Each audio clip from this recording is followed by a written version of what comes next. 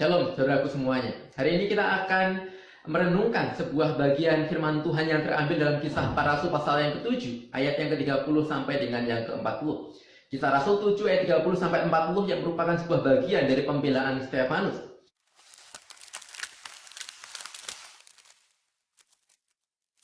Saya bacakan bagi kita ayat 30 demikian. Dan sesudah 40 tahun tampaklah kepadanya seorang malaikat di padang gurun Sinai, di dalam nyala api yang keluar dari semak duri. Musa heran tentang penglihatan itu, dan ketika ia pergi ke situ untuk melihatnya dari dekat, datanglah suara Tuhan kepadanya. Akulah Allah nenek moyangmu, Allah Abraham, Ishak dan Yakub. Maka gemetarlah Musa, dan ia tidak berani lagi melihatnya. Lalu firman Allah kepadanya, tanggalkanlah kasutmu dari kakimu, sebab tempat di mana engkau berdiri itu adalah tanah yang kudus. Sampai di sini kita melihat sebuah penyataan diri Allah. Allah memperkenalkan dirinya sebagai Allah nenek moyangmu, Allah Abraham, Allah Ishak, dan Allah Yakub. Sebuah perkenalan diri seperti ini menjadi sebuah perkenalan yang umum kita lihat di Perjanjian Lama, di mana Allah menyatakan dirinya, memperkenalkan dirinya sebagai Allah nenek moyangmu, Allah Abraham, Allah Ishak, dan Allah Yakub. Dengan kata lain, Allah memperkenalkan dirinya sebagai Allah covenant, Allah perjanjian, Allah yang setia, menyertai umatnya, Allah yang kekal, Allah yang tidak berubah, Allah yang sama yang menyatakan diri kepada Abraham, Allah yang sama juga yang menyatakan diri kepada Ishak dan Yakub, dan bahkan sampai kepada kita saat ini. Sebuah penyataan diri tentang Allah covenant, Allah yang memegang perjanjiannya, Allah yang setia. Ketika kita menghadapi Allah yang seperti ini, ketika kita melihat, menyadari keberadaan Allah kita yang adalah Allah perjanjian, Allah yang setia, Allah yang kekal seperti ini. Satu sisi, seharusnya ada sebuah pernyataan, sebuah perasaan tenang dan nyaman yang kita rasakan. Karena Allah kita Allah yang gak pernah berubah.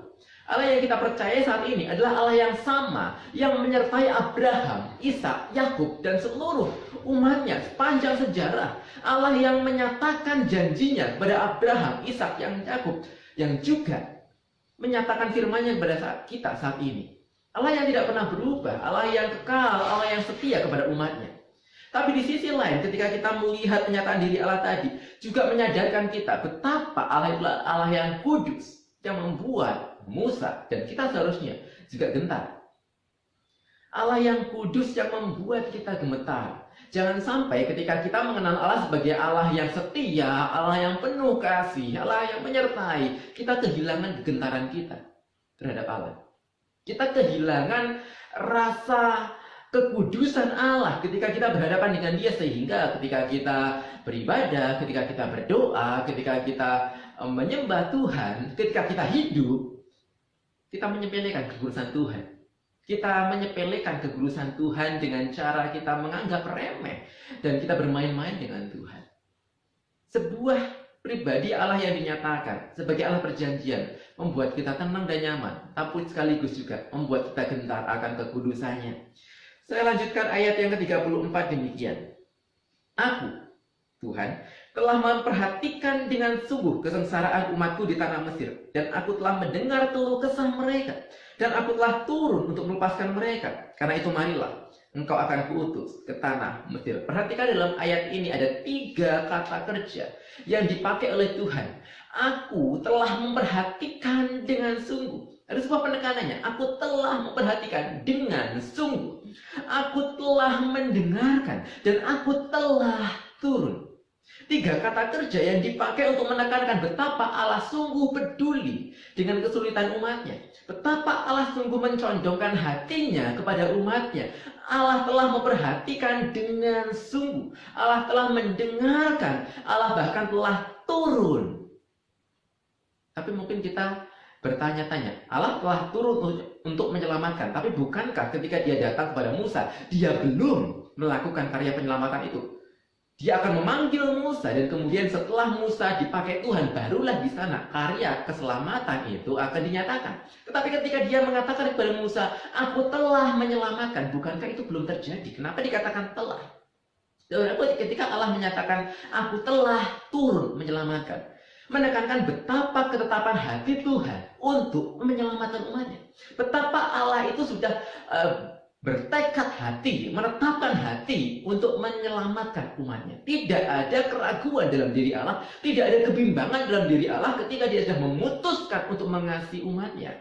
Ketika dia sudah berjanji kepada umatnya, maka dia akan pegang itu. Dan itulah hal yang pasti dia lakukan.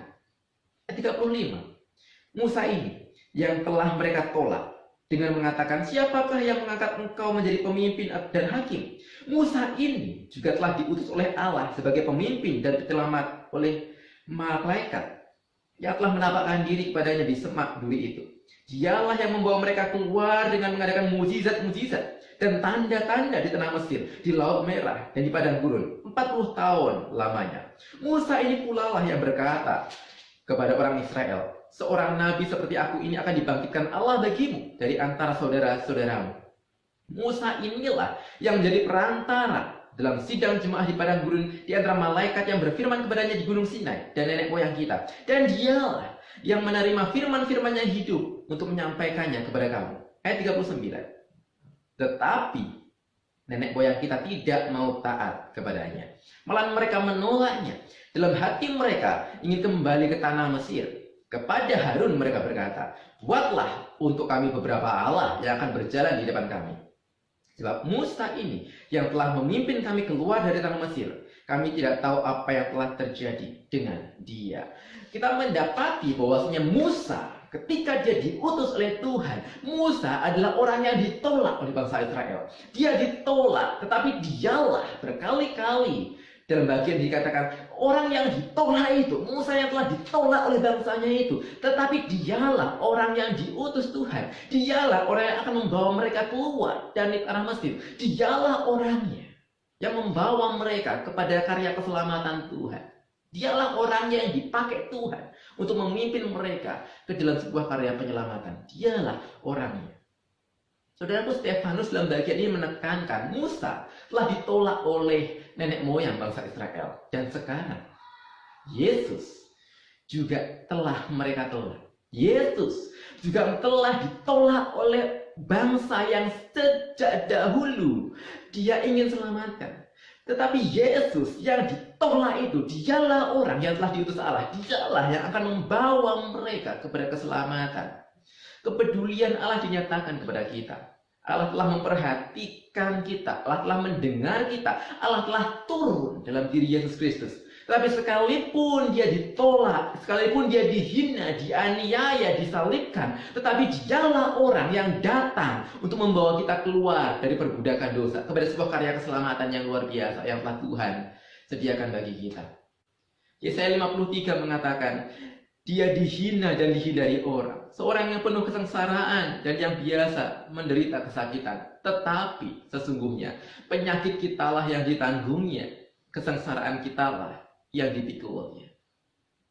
Salib Kristus mengingatkan kita bahwa dialah orang yang seringkali ditolak oleh manusia, tetapi dialah yang diutus Tuhan untuk menyelamatkan kita. Dia ditolak, dia dihina, dia disalibkan, tetapi dialah orang yang membawa kita kepada sebuah keselamatan. Dialah orang yang membawa kita keluar dari perbudakan dosa itu. Dialah orang yang diutus Tuhan. Tetapi seringkali kita lupa akan hal ini. Ketika kesulitan hidup menerpa kita, kita cenderung mencari ilah-ilah lain. Kita cenderung mencari sebuah pengharapan di tempat-tempat yang lainnya. Bangsa Israel di ayat yang ke-36 dikatakan, ketika Musa telah membawa mereka keluar dari bangsa Mesir, mengadakan banyak mukjizat dan tanda di tanah Mesir, di Laut Merah, di padang gurun. Tetapi ketika kesulitan hidup itu menerpa mereka, ayat 39 mengatakan mereka tidak mau taat. Mereka menolak dia. Bahkan ayat 40 mengatakan mereka membuat sebuah ilah yang lain, anak lembu emas itu. Perhatikan di sini, ketika kesulitan hidup ada di depan mata mereka, mereka lupa akan apa yang telah terjadi di belakang. Bagaimana karya keselamatan itu dikerjakan dengan luar biasa. Tapi mereka memfokuskan diri kepada persoalan mereka dan mereka mencari ilah-ilah yang lainnya. Kalau mau jujur, seringkali kita pun juga seperti itu. Kita seringkali lupa akan salib Kristus. Kita seringkali lupa akan karya keselamatan itu. Kita seringkali lupa akan pemeliharaan Tuhan yang telah dinyatakan kepada kita. Ketika kesulitan hidup menerpa kita, kita cenderung untuk mengeluh. Kita menjadi tawan hati. Kita mencari pertolongan dan pengharapan kita di tempat-tempat yang lainnya. Sesuatu yang visible, yang bisa kita lihat. Untuk kita genggam erat itu. Entah itu keluarga kita, entah itu gereja kita, entah itu pekerjaan kita atau apapun. Yang mana ketika kita menggenggam semua yang visible itu, kita mengatakan, aku sudah berdoa sama Tuhan mungkin. Aku sudah berdoa sama Tuhan, aku sudah percaya sama Tuhan, tetapi ketika aku berdoa, masalah tidak kunjung selesai. Nampaknya tidak ada sebuah perubahan situasi. Sehingga aku mencari hal-hal yang lainnya. Dan ketika hal-hal yang lain itu, ilah-ilah yang lain, yang kita jadikan mereka itu sebagai sebuah sauh pengharapan kita. Yang kita jadikan mereka sebagai sesuatu yang kita pegang erat itu, pada akhirnya gagal. Maka di sana kita lebih terpuruk lagi. Saudaraku, kenapa ada banyak orang yang kemudian mengalami sebuah keretakan dalam keluarganya? Apakah ketika kita terlalu memberikan sebuah pengharapan yang besar kepada pasangan kita, suami kita, istri kita, dan mereka gagal sebagai seorang yang berdosa, mereka tidak memenuhi ekspektasi kita dan mereka gagal di dalam memenuhi sebuah pengharapan kita, dan disitulah keretakan mulai muncul. Betapa banyak orang-orang Kristen yang kemudian kecewa dengan gereja, kecewa dengan hamba Tuhannya karena mereka salah menempatkan sebuah pengharapan mereka, ekspektasi mereka tempatkan kepada hamba Tuhan tertentu, kepada gereja tertentu, dan kita tahu gereja hamba Tuhan tidak ada yang sempurna. Pada akhirnya mereka melakukan kesalahan, dan ketika kita menaruh pengharapan kita kepada gereja, kepada hamba Tuhan, maka sangat mungkin kita akan kecewa dan terpuruk juga. Ketika kita menempatkan pengharapan kita menaruh ekspektasi hidup kita ke dalam sesuatu hal yang fana, maka pada akhirnya kita menyadari mereka gagal memenuhi ekspektasi kita. Dan John Calvin mengingatkan kita, the human heart is an idol factory. Hati kita itu adalah sebuah pabrik berhala.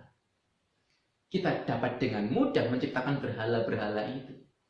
Hal-hal yang positif pada dirinya sendiri bisa menjadi berhala ketika kita tempatkan pengharapan kita lebih daripada yang seharusnya untuk mereka menggantikan posisi Tuhan, di mana mereka akan memenuhi keinginan kita. Kita harapkan mereka memuaskan kita. Kita menciptakan berhala-berhala dalam hidup kita. Dan disitulah kita diingatkan untuk kita terus-menerus mengingat akan Injil Kristus yang sejati. Untuk itulah kita perlu untuk terus-menerus mengingat karya salib Kristus. Kita perlu diingatkan akan salib Kristus, Injil Tuhan, karena setiap saat kita mudah untuk menciptakan ilah-ilah yang baru. Kita perlu setiap hari diingatkan akan Injil, karena setiap hari kita melupakan Injil itu sendiri. Jumat Agung dan Paskah yang akan kita peringati sekitar 1 bulan lagi, jadi sebuah momen penting di mana kita diingatkan kembali bahwa Dia adalah Allah yang peduli, Allah yang memperhatikan, Allah yang mendengar, Allah yang telah turun untuk menyelamatkan kita, menanggung segala penolakan manusia supaya kita diterima oleh Allah. Dia menderita kehausan supaya kita dipuaskan di dalam Dia. Maka saya rindu untuk setiap kita terus mencari kepuasan di dalam Tuhan, mencari kepuasan hanya di dalam Dia, bukan kepada hal-hal yang fana yang kemudian justru akan membuat kita semakin terpuruk. Dan kembali percaya bahwasanya Dialah Allah Abraham, Allah Ishak, dan Allah Yakub, Allah covenant, Allah perjanjian yang terus memegang janji setianya sejak dahulu kala dan bahkan sampai kepada kita hari ini. Dia yang senantiasa memperhatikan, Allah senantiasa peduli, dan Allah yang satu-satunya yang sanggup untuk memuaskan kehausan jiwa kita. Bila kita kembali kepada Dia, bila kita meletakkan semua pengharapan kita hanya kepada Dia, Allah yang hidup, bukan kepada berhala-berhala yang mati, yang sementara dan yang fana. Soli Deo Gloria. Tuhan memberkati kita sekalian.